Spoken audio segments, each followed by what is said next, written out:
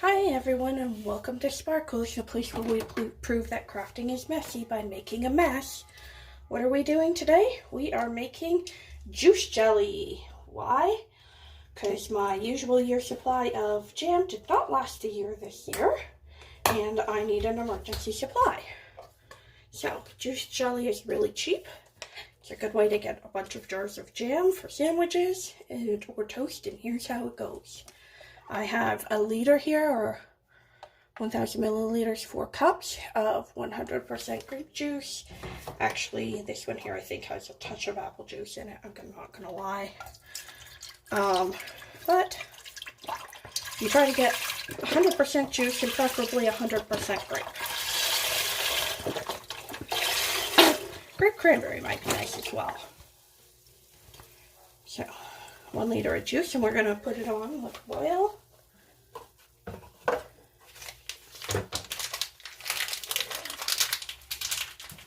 I'm 99% sure that I know what I'm doing. Let me just double check.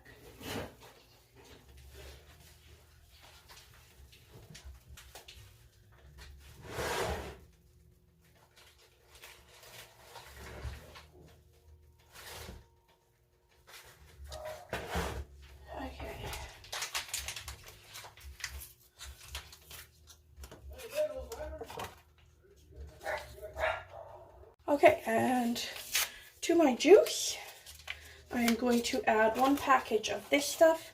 It's the Certo crystals. If you wanted to go with the dry or the liquid stuff, you would have the recipe. So we add our Certo. Give that a little stir. You can also add a little bit of butter to reduce foaming, but I don't have that around right now. Don't have it available. So we're going to do just juice jelly. So I'm going to heat this up to a boil, stirring constantly, and we'll come back once it's boiling. So as you can see, things are starting to get warmer here, and I have pre-measured my sugar, because once this comes up to a boil, things are going to move fast. So in this bowl here, I have 7 cups of white sugar.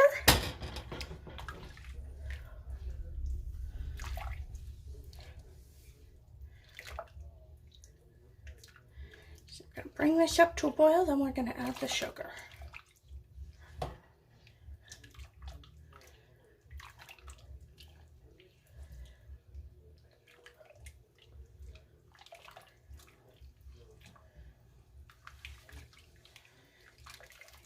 The other thing that I have ready is 9 jam jars. They're 250 milliliters. They're these ones. And I've put mine through my dishwasher to sanitize them. But you could also put them in boiling water, or you could put them in the oven. Just make sure you keep the oven about like 200 so you don't break them. Used to be with the lids that you had to boil them, but under the new rulings you don't, so we're not going to, because I find that now the rubber seal's gotten thinner over the years, and so I find that if I don't pre-boil it, I have less issues with jars not sealing. And any jar that doesn't seal obviously is the first one to be used and has to go in the fridge, so we like our jars to seal. Mommy, what did you say? Welcome to Sparkles? I did say welcome to Sparkles. I'm making a Sparkles video on how to make jam, so that you have more jam for your peanut butter sandwiches, Munchkin. I want to watch. Yeah, okay, you have to stand on that stool back there though, because it's hot and this could boil and splash. So the one thing is, this is of course boiling hot sugar. The splashes hurt like the dickens, or a few other words there that you can choose. So be careful, and children get to stay back because it's hot. Hey? But did you use sugar first? No, we put the juice in first. Okay, so now that it's coming up to a boil, we are going to take the sugar and pour it in. All 7 cups. And get stirring, because this has got to come back up to the boil now. Yes, my love? So it's going to take a little bit for the sugar to dissolve, for everything to get hot. All the sugar on the side here to come off. You can give the big clumps a scrape to make it go faster. And once this comes to a good hard rolling boil, we are going to let it boil for 1 full minute. So anytime I see a clump like that one, we're going to find them and break them up.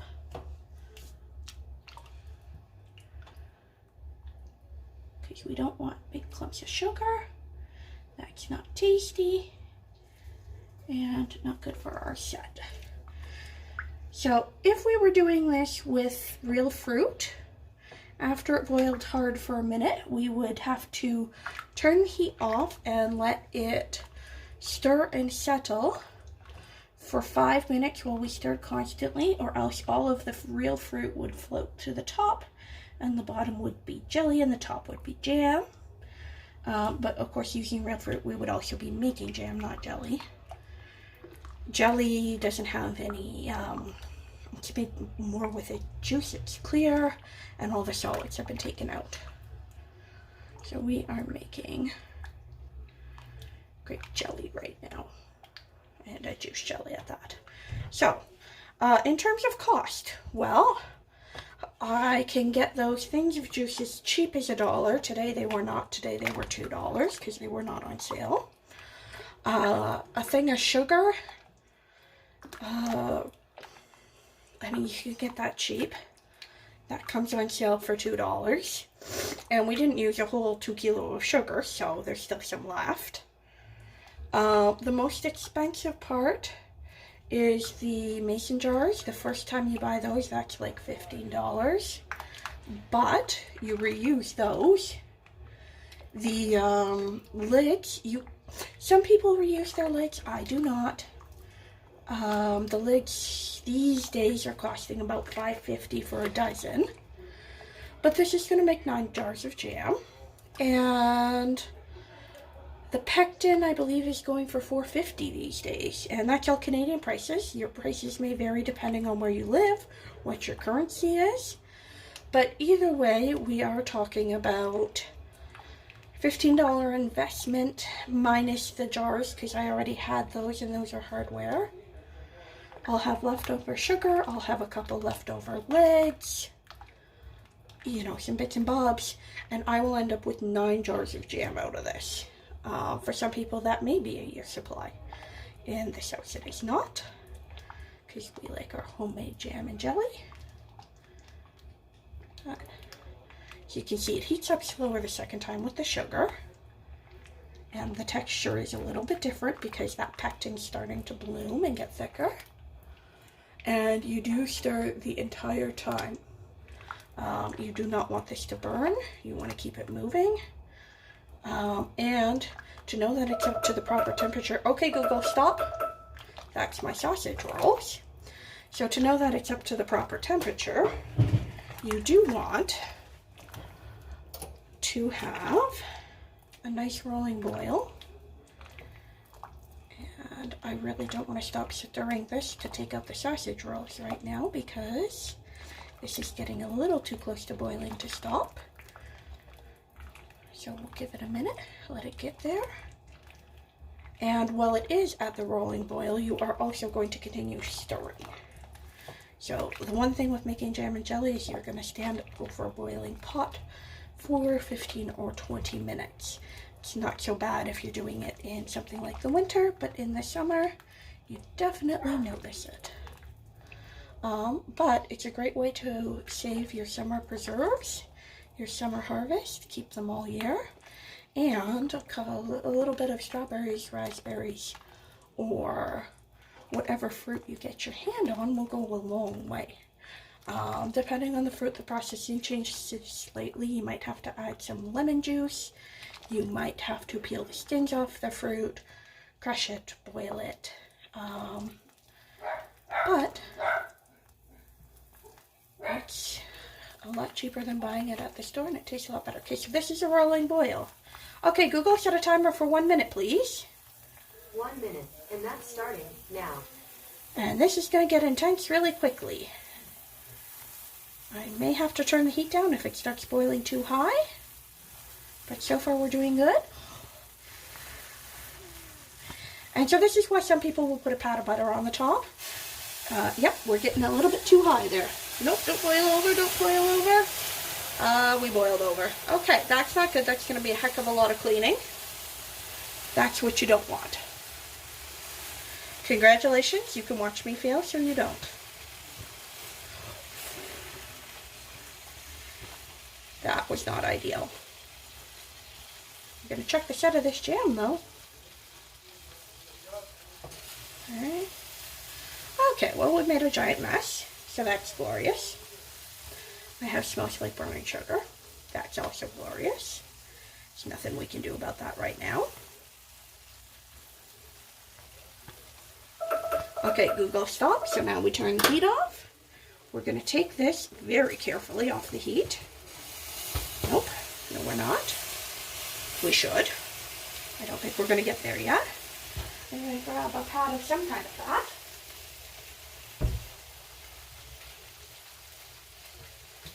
Okay. So that really could have used the butter to start. So I just put in a little bit of margarine there.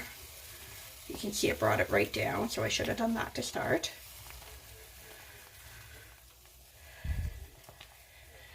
I used a smaller pot than usual. Okay, now we're going to take this off the heat.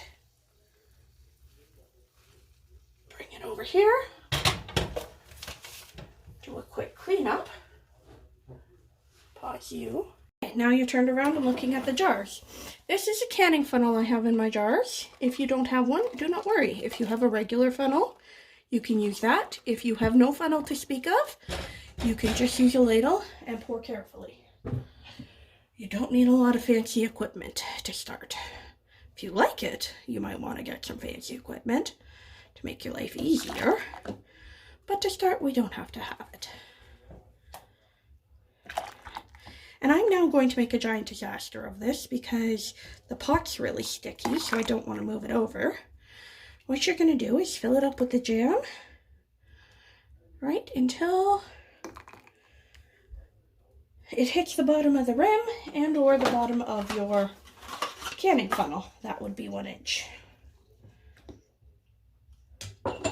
Move that over. Toss the lid on. Grab a ring.